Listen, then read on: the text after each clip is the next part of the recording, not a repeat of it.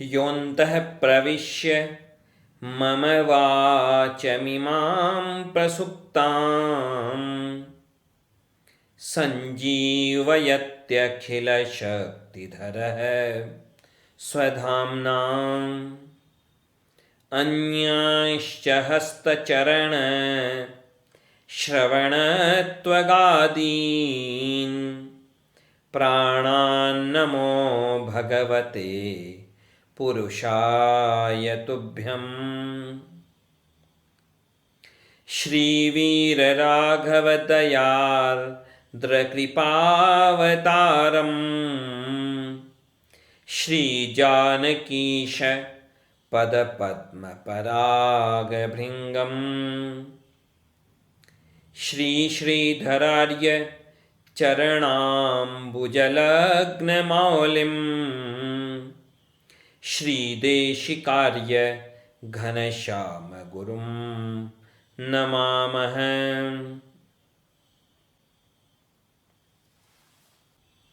संसार में तो क्या होता है कि यदि कोई ज़्यादा धनवान है या कोई ज़्यादा बड़े पद पर है तो उस धनवान का या उस ऊंचे पद वाले का कोई प्रिय पात्र हो, उसका कोई निकट वाला हो, तो वह बड़े बड़े अपराध करके भी बच जाता है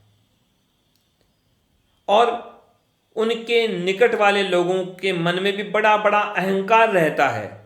किसी धनवान का संबंधी हो, किसी बड़े पद वाले का कोई संबंधी हो या उनका मित्र हो, तो उन्हें अहंकार होता है उस बात का।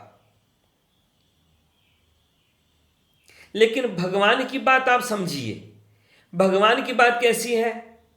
भगवान की बात संसार की तुलना में बिल्कुल अलग है। कह सकते हैं कि बात उल्टी है। चाहे कोई भगवान के कितने भी निकट हो, भले ही चाहे कोई कितना भी प्रिय पात्र हो भगवान का, लेकिन यदि उसके मन में अभिमान आएगा तो उसको अपमानित होना पड़ता है, उसको लज्जित होना पड़ता है, शर्मिंदा होना पड़ता है। जिस अहंकार के कारण लोग दूसरों का अपमान करते हैं, वास्तव में वही अभिमान उनको अपमानित करता है। जिस अभिमान के कारण लोग दूसरों को अपमानित करने का प्रयास करते हैं, वास्तव में वह अभिमान उन लोगों को ही अपमानित करके ही मानता है। अभिमान बड़ी समस्या है। लोगों को अभिमान किस लिए होता है? लोग अपने आप को विशेष मान लेते हैं। विशेष कैसे मान लेते हैं कि मैं धनवान, तो ये धनवान होना मेरी योग्यता, ये मेरी विशेषता। लोग यदि बुद्धिमान हैं तो सोच लेते हैं कि ये बुद्धि मेरी बुद्धि की विशेषता। लोग तिकड़मी होते हैं तो अपनी चतुराई को, अपनी धूर्तता को अपनी विशेषता मान लेते हैं। लेकिन भूल जाते हैं लोग कि चाहे बुद्धि की बात हो, चाहे विद्या की बात हो, चाहे धन की बात हो, चाहे स्वास्थ्य की बात हो, यदि किसी में भी कोई विशेषता है तो यह विशेषता उसकी नहीं है, यह विशेषता भगवान ने उसे दी है। यह भगवान की देन है। यदि कोई सोचे कि मैं बुद्धिमान, तो भाई यह बुद्धि यदि तुम्हारे बस में है तो फिर इस बुद्धि को तुम नियंत्रित क्यों नहीं कर लेते? कोई कहे कि मैं बड़ा बलवान, तो कोई बलवान इस बात की गारंटी दे सकता है क्या कि वह कभी बीमार नहीं होगा? कोई बलवान यह कह सकता है क्या कि वह मरेगा नहीं, वह हमेशा बलवान बना रहेगा? कोई धनवान यह कह सकता है क्या कि उसका धन कभी नष्ट नहीं होगा? उसका धन कभी कम नहीं होगा। कोई भी तरह की विशेषता यदि किसी के पास में है तो यह समझे वह व्यक्ति कि यह विशेषता मेरी नहीं है, यह भगवान ने दी है, भगवान ने उसे निमित्त बनाया है यह विशेषता देकर के कि वह उस विशेषता से कोई शुभ कार्य करे, उस विशेषता के द्वारा वह कुछ ऐसा कार्य करे कि वह भगवान का प्रिय पात्र बने, भगवान के श्री चरणों की प्राप्ति कर सके। हर विशेषता भगवान की विभूति है। श्रीमद् भगवद गीता में 10वें अध्याय में भगवान विभूति योग का वर्णन करते हैं और 10वें अध्याय के 41वें श्लोक में भगवान श्री कृष्ण स्पष्ट कहते हैं अर्जुन से कि अरे अर्जुन, यह समझ लो कि जो भी विभूति मत कोई व्यक्ति है, प्राणी है, वस्तु है, किसी भी वस्तु में या व्यक्ति में कोई विशेषता दिखाई देती है तो समझ लो कि वह मेरे ही द्वारा उसे प्रदान की हुई है, वह मेरा ही कोई अंश उसको दिया हुआ है। यह उसका सामर्थ्य नहीं है, किसी की कोई विशेषता उसकी विशेषता नहीं है, यह भगवान के द्वारा दी गई विशेषता है। इसलिए अहंकार न करें। यद यद विभूति मत्सत्वम श्रीमद ऊर्जितमेव वा तत्तद एवावगच्छत्वम मम तेजोंश संभवम। आलवंदा स्तोत्र में भी बड़े सुंदर ढंग से यामुनाचार्य जी महाराज निवेदन करते हैं, विशेषता बताते हुए एक प्रश्नों की श्रृंखला बनाते हुए कहते हैं कि श्री यानी लक्ष्मी, लक्ष्मी जी की भी श्री यानी शोभा, लक्ष्मी जी की शोभा कौन है? कमल के समान सुंदर नेत्रों वाले कौन हैं? सारे जीवों से भी श्रेष्ठ उत्तम कौन है? जिनके अंश के भी अंश से यह सारा विश्व बना हुआ है, वह कौन है? कह श्री श्रेयः परम सत्व समाश्रयः कह पुंडरीक नयनः पुरुषोत्तमः कह कस्यायुतायुत शतैक कलांश कांशे विश्वं विचित्र चिदचित प्रविभाग वृत्तम। यानी सीधी सी बात है कि जिसके पास भी जो भी कोई विशेषता है तो यह उसकी उपलब्धि नहीं है, यह भगवान की कृपा का परिणाम है।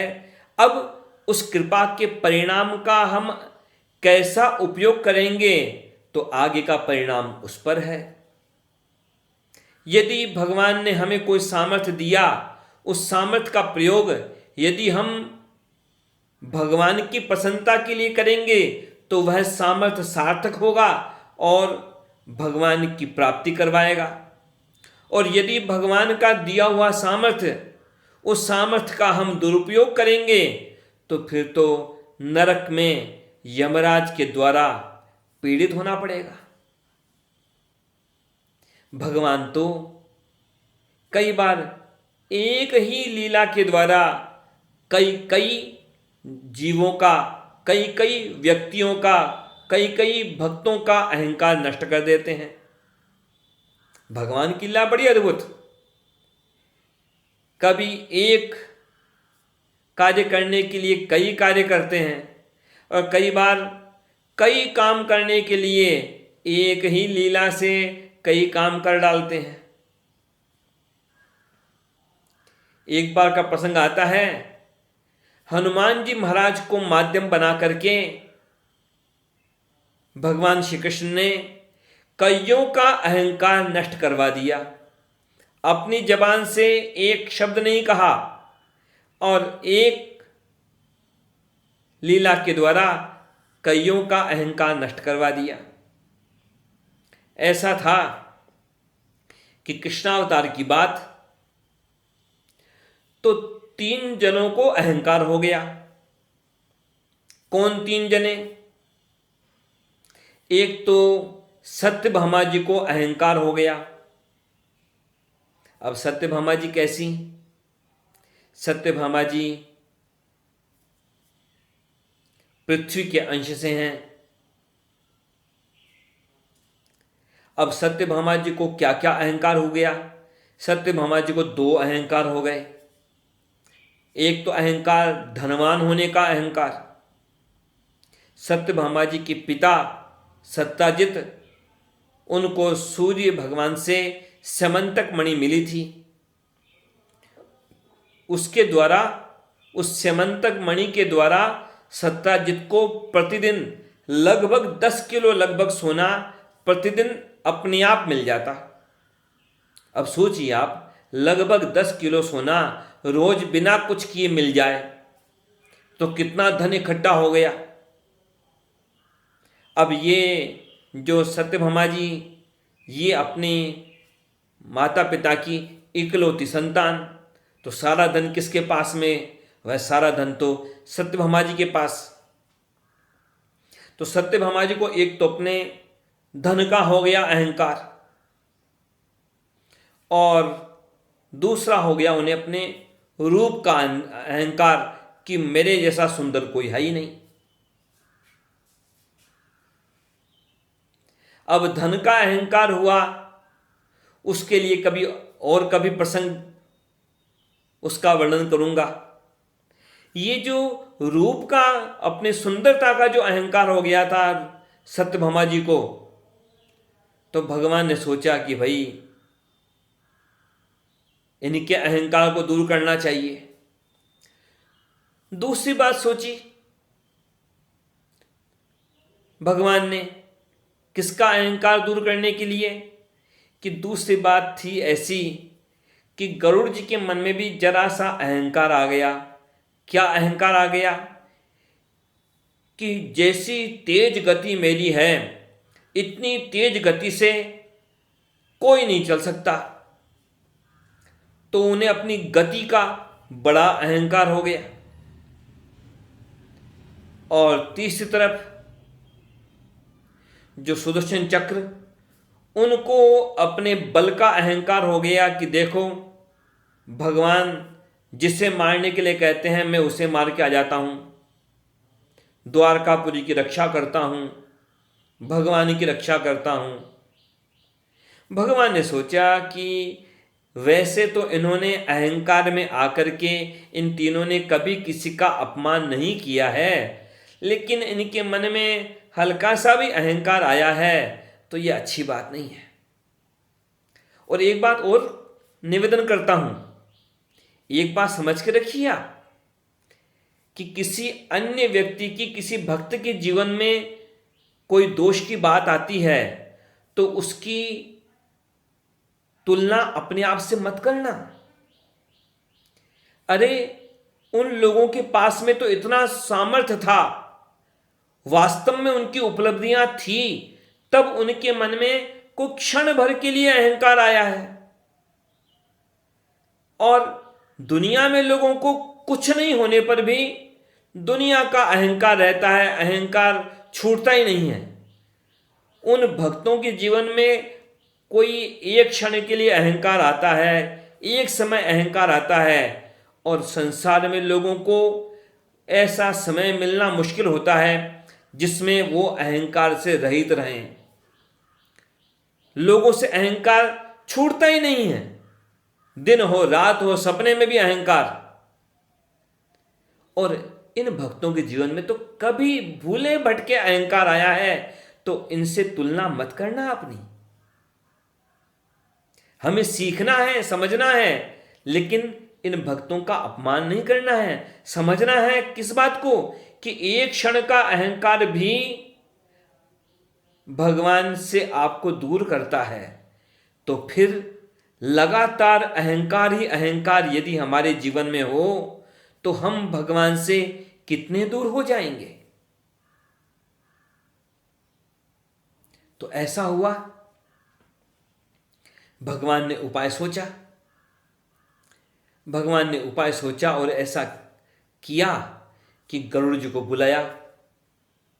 गरुड़ जी आए, भगवान को प्रणाम किया और पूछा, भगवान आदेश दीजिए। भगवान श्री कृष्ण ने कहा गरुड़ जी से कि ऐसा करो, हनुमान जी को बुला करके लाओ। अब हनुमान जी जहां विराजमान, बड़ी दूर पर्वत पर विराजमान थे, तो इधर गरुड़ जी उड़े और पहुंचे हनुमान जी महाराज के पास। उधर गरुड़ जी जब पहुंचे हनुमान जी महाराज के पास में, तो हनुमान जी महाराज तो अपने इष्ट राम जी का भजन कर रहे थे आंखें बंद करके। अब गरुड़ जी ने उन्हें बार बार पुकारा तो ध्यान भंग हुआ और हनुमान जी ने टालना चाहा कि अरे क्यों मुझे रोक रहे हो, मैं तो अपने राम जी का भजन कर रहा हूं। हनुमान जी ने कहा, लेकिन गरुड़ जी ने कहा कि आपको भगवान श्री कृष्ण ने बुलाया है, आदेश दिया है, अभी चलो। अब जरा थोड़ी सभ्यता से बात नहीं की गरुड़ जी ने, तो हनुमान जी ने कहा ठीक है चलता हूं। कह रहे चलते हो? अरे मैं ले चलता हूं, तुमको जाने में बहुत समय लग जाएगा, मेरी गति बड़ी तेज है। अब तो हनुमान जी ने गरुड़ जी को अपनी कांख में दबा लिया और चल पड़े सीधे द्वारकापुरी की ओर। अब हनुमान जी की गति कैसी, श्लोक आता ही है, सुना ही है, आप सबने पाठ करते ही होंगे। मनोजवम मारुततुल्य वेगम जितेन्द्रियं बुद्धिमतां वरिष्ठं वातात्मजं वानरयूथ मुख्यं श्रीरामदूतं शरणं प्रपद्ये। इधर तो पहुंचे हैं हनुमान जी महाराज द्वारकापुरी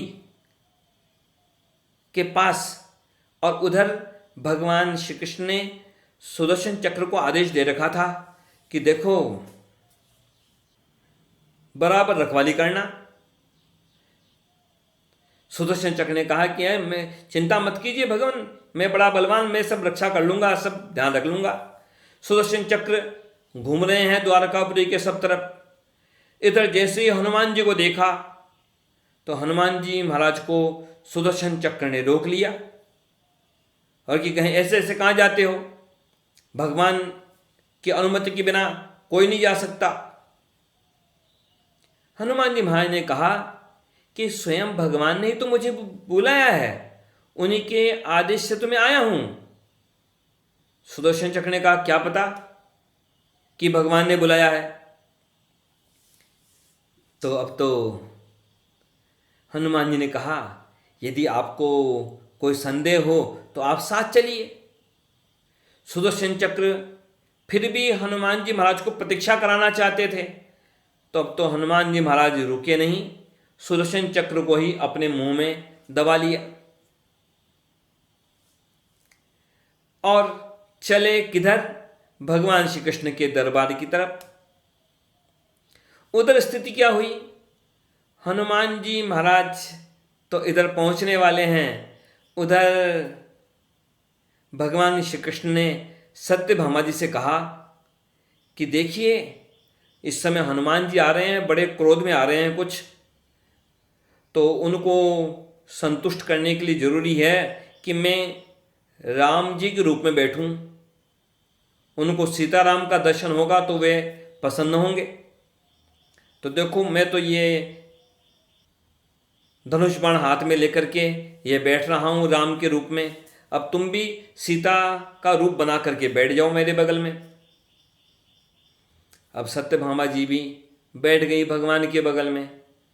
हनुमान जी आए और आते हनुमान जी ने भगवान को प्रणाम किया। भगवान को प्रणाम किया और भगवान से कह दिया आते ही भगवान क्या आदेश है, भगवान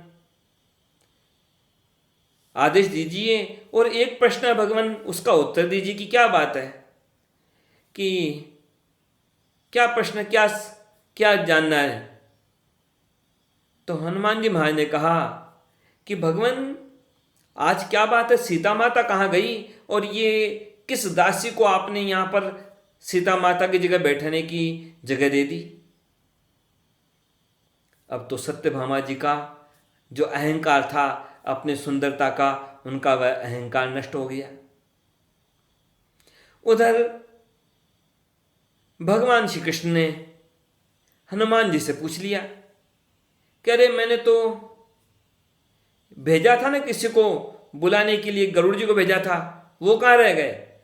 हनुमान जी ने कहा अपनी कांख ऊंची करके गरुड़ जी को निकाल के कि ये रही, ये पक्षी आया था मुझे बुलाने के लिए, ज़्यादा परेशान कर रहा था भजन करने में, तो यहाँ दबा के लाया हूँ।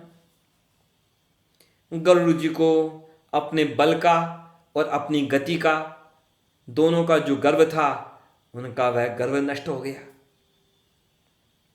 भगवान ने कहा अरे ये हनुमान, ये तुम्हारा मुंह कुछ फूला हुआ कैसे लग रहा है एक तरफ से। हनुमान जी ने सुदर्शन चक्र को बाहर निकाला और कहा कि यह मुझे रोक रहा था आपका दर्शन करने में, तो इसको मुंह में दबा लिया। सुदर्शन चक्र का भी अहंकार नष्ट हो गया कि मैं बड़ा बलवान हूं।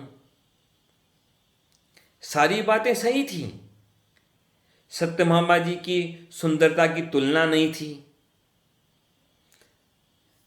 और सुदर्शन चक्र उनके बल की कोई बराबरी नहीं थी और गरुड़ जी की गति की भी कोई तुलना नहीं हो सकती। लेकिन उन तीनों को उन चीजों का अहंकार हो गया और ये अहंकार समस्या करता है। इस अहंकार ने ही उन्हें अपमानित किया और भगवान ने ही इस लीला के द्वारा हनुमान जी को माध्यम बना करके इन तीनों के अहंकार को नष्ट किया। भगवान तो कृपालु हैं, कृपा करते रहते हैं। बिना एक शब्द कहे भगवान ने न तो गरुड़ जी से कुछ कहा, भगवान ने न सुदर्शन चक्र से कुछ कहा, भगवान ने सत्यभामा जी से भी कुछ नहीं कहा। हनुमान जी को माध्यम बना करके तीनों के अहंकार को नष्ट कर दिया। भगवान के श्री चरणों में प्रार्थना है कि भगवान हमारे मन में कभी भी किसी भी तरह का अहंकार उत्पन्न होने ही न देवें और हमेशा हमेशा हमें अहंकार शून्य रखकर अपनी कृपा दृष्टि का पात्र बनाए रखें। भगवान के श्री चरणों में यही प्रार्थना है। जय श्रीमन नारायण।